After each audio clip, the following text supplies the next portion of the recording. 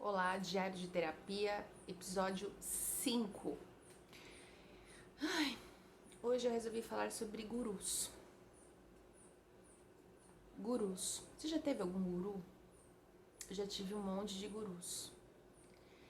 E eu resolvi trazer esse assunto para terapia, para nossa terapia aqui, porque eu vi um vídeo essa semana, uma denúncia que eu fiquei bem mexida, né? Porque se tratava de uma mandala, uma pirâmide financeira que vem sendo disseminada há muito tempo. Eu não tinha conhecimento, num grupo do Sagrado Feminino. Não sei se você tá perdido em Marte. Nossa, desculpa que esbarrei aqui na câmera. Não sei se você tá perdido em Marte nos últimos anos, mas vem surgindo muitos grupos, né, de ajuda, de colaboração femininos que buscam resgatar toda a ancestralidade da mulher, as histórias, os ritos, né, o empoderamento, o apoio, grupos de apoio onde mulheres se apoiam em todos os âmbitos, né, e muitos deles trazem também tratamentos, terapias complementares. E aí eu vi um vídeo esses dias de um grupo chamado Tear dos Sonhos, cara, onde as meninas são enganadas, né, no sentido de que é vendido um grupo de apoio para elas do Sagrado Feminino, só que o grupo é de abundância. E aí, como o grupo é de abundância, para você ter abundância, você tem que fazer o quê, né? Dar abundância para receber abundância. Então você entra no grupo pagando R$ 5.004, imaginando que levando mais duas pessoas que, né, pagariam R$ 5.004 e o outro que vai pagar para mais dois, você, ao final de toda uma pirâmide que se chama mandala ali, você ficaria com R$ 100.000, né? Pra mim, essa história de mandala, né, de pirâmide, né, na verdade, ela já é muito antiga, então eu não me senti assim vulnerável em relação a cair numa pirâmide financeira, porque eu sou uma pessoa dos anos 80. E nos anos 80, os anos 90, nessas duas décadas, houve muitos grupos de pirâmides sendo divulgadas. Eu lembro dos meus pais falarem sobre isso.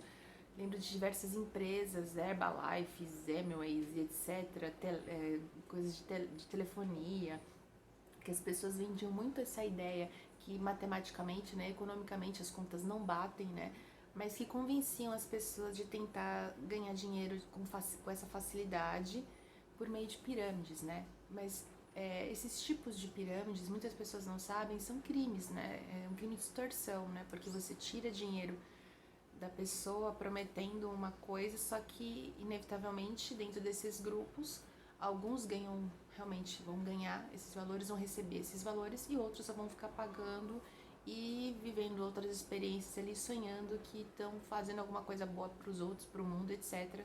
E estão envolvidas nessa barbaridade. E por que que isso me tocou? Porque, cara, dos últimos, deixa eu pensar, a gente tá em 2021, né? Nos últimos 5 ou 6 anos, comecei a me envolver muito mais com essas questões do Oriente, né? Eu sempre gostei de meditação. Durante muitos anos eu frequentei assiduamente a doutrina espírita kardecista. Inclusive fui liderança de grupo de jovens, liderança em grupos de teatro dentro do movimento, apresentei programas de rádio, 2 programas de rádio que falavam sobre essa temática espírita, numa rádio espírita na Rádio Boa Nova de Guarulhos, na TV Mundo Maior, que também é espírita. Então minha militância dentro da religião, vamos dizer assim, sempre estava focada nesse meio. E ali não tinha espaço para essa coisa de guru, né? Porque por mais que as pessoas falem de Allan Kardec, né? Allan Kardec é um decodificador dessa doutrina, dessa filosofia, né? Que se ramifica em vários âmbitos, aí, na área científica, na área filosófica, na área religiosa. Mas ele não é um guru, não é uma pessoa que você vai lá e consulta, né? Alguém incorpora o Allan Kardec para saber o que fazer, né? E eu sempre tive, enquanto adolescente, muita curiosidade com os oráculos, né, com tarô, com xing, com um monte de coisas. E quando adolescente eu encontrei um Xing na rua e eu tive uma experiência pra mim nociva e eu bloqueei o Xing. E eu vou contar, olha, vou contar em primeira mão. Porque eu tive um Xing e aprendi a ler. E aí eu tinha uma pessoa que eu gostava, que eu era apaixonada. E ele tinha um relacionamento muito ruim. E aí a namorada dele me pediu pra ler o I Ching.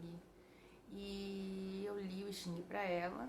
Eu não menti no I Ching. Eu li o I Ching pra ela, mas meses depois eu acabei ficando com essa pessoa.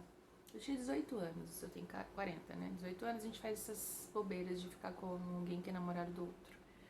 Mas eu me senti tão culpada por ter feito a leitura do I Ching pra uma pessoa que depois eu traí, entre aspas, que eu devolvi o I Ching pra terra, eu devolvi pra onde eu achei.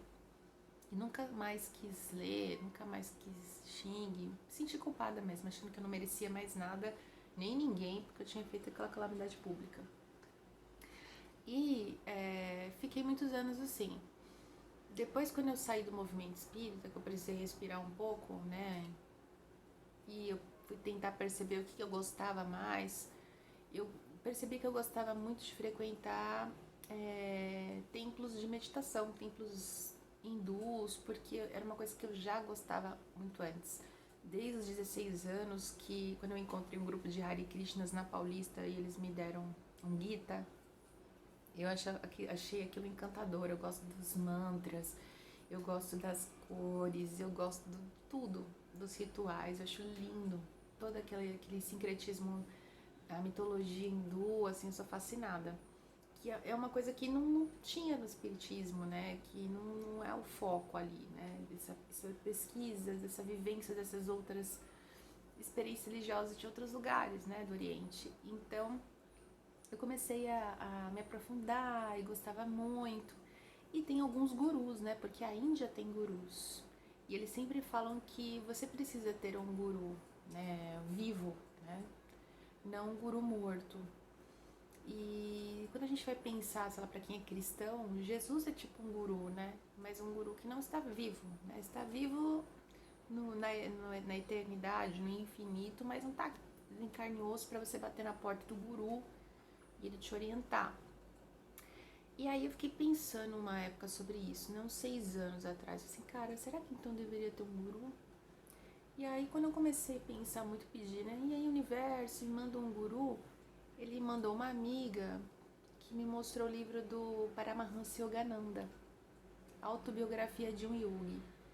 E quando eu li esse livro eu fiquei fascinada, porque é impossível você não ficar fascinado com o Yogananda, porque ele é uma pessoa como nós e que descobre que gosta, né, dessa parte da meditação e tal, mas ele não tem nenhuma paciência com jejum, ele é muito questionador em relação a essas experiências e por que as pessoas provocam fenômenos para atrair outras pessoas em relação à espiritualidade. Ele é uma pessoa como nós.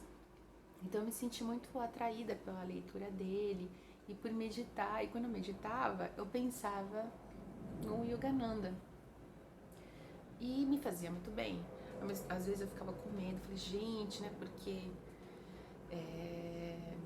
eu acho que uma pessoa como ele, que alcançou determinados equilíbrios, assim, de controle mesmo, do ato de meditação, me dá um pouco de medo, assim. Porque eu tenho medo de fenômeno mediúnico, embora eu tenha sensibilidade mediúnica. Isso é para um outro vídeo.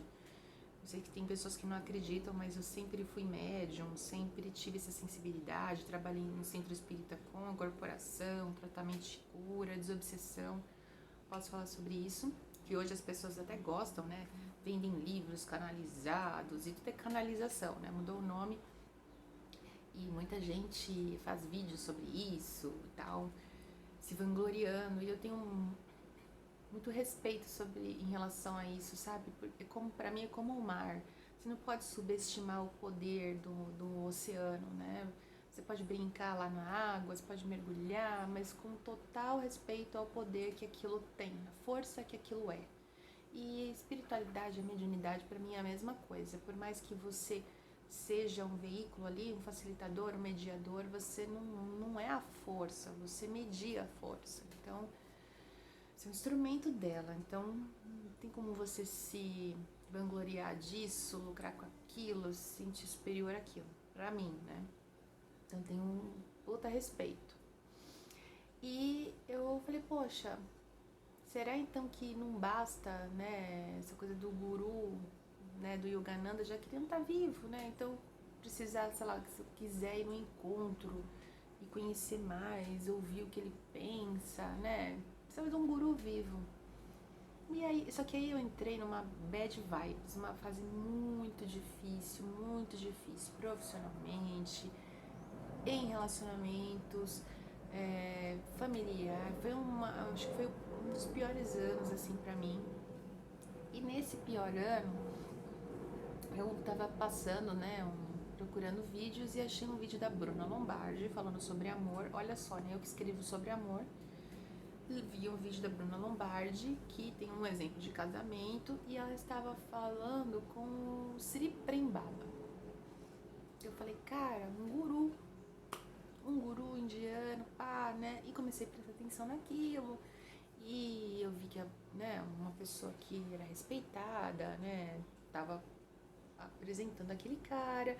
Li muita coisa sobre, vi o documentário dele, li as coisas que ele escrevia, que ele falava, não tinha nada que fosse absurda. Segui muitas coisas, segui durante ele muito tempo.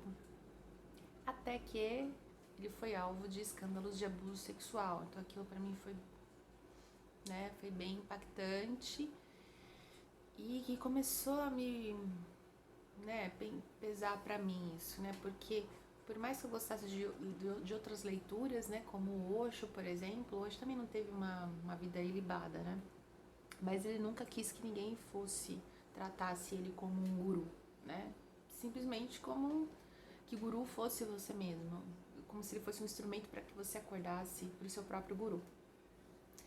E o Prembaba, né, foi uma decepção em relação a isso. E o que me deixou mais alerta, ao mesmo tempo eu estava fazendo cursos de outras terapias alternativas e eu comecei a ficar muito sacada disso. Tem muitas terapias hoje, gente, muitas terapias que pra mim são como falsos gurus e os falsos profetas que as pessoas falam tanto, porque prometem coisas para as pessoas, curas de diversos âmbitos, cobrando altos preços, sendo que na verdade todo esse movimento, toda essa cura, toda essa possibilidade, ela está muito mais dentro da gente mesmo, do nosso reconhecimento, do nosso autoconhecimento, da nossa, né, saúde mental, emocional e física, do que na mão de outras pessoas, na mão de determinadas técnicas. E eu acho que isso é um tema para um outro vídeo que eu tô vendo aqui, já estamos em 13 minutos, é muita coisa para um diário de terapia. E eu acho que eu vou fechar, inclusive, esse vídeo e vou deixar para um próximo vídeo falando sobre os gurus.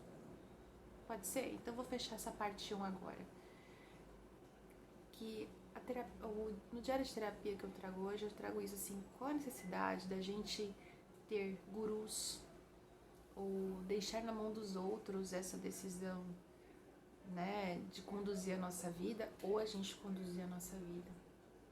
E quando eu vi as mulheres sendo vítimas desse tear, eu fiquei pensando exatamente isso, o quanto eu já fui, que já me deixei na mão dos outros, deixei ser conduzida pelos outros e não tomei as rédeas, né, da minha própria vida. E o quanto eu não quero que as pessoas continuem cometendo isso. Então, só que todo mundo é falível em relação a isso. Todos nós somos falíveis e todos nós podemos cair numa dessa história, religiosa, terapêutica, qualquer uma.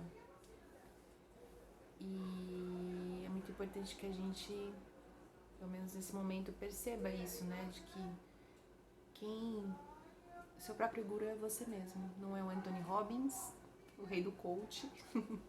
Não é seu psicólogo, não é seu terapeuta, não é sua família, não é seu relacionamento, mas é você mesmo.